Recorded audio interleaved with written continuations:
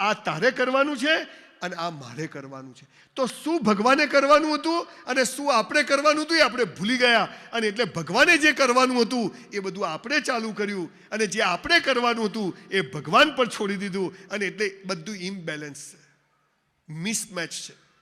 અને એટલે કોઈ મજામાં નથી, કોઈ સુખી નથી, બધા જ દુઃખી છે.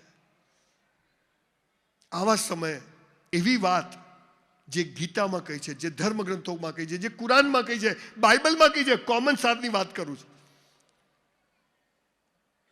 100 કરોડપતિઓને મળ્યો છું, 100 સાધુ સંતોની પાછળ ફર્યો છું, 450 બાયોગ્રાફી વાંચી અને મને એટલી ખબર પડી કે જીવન તો બહુ સરળ છે, એને બહુ ચૂંથવાની જરૂર નથી, જીવવાની જરૂર છે.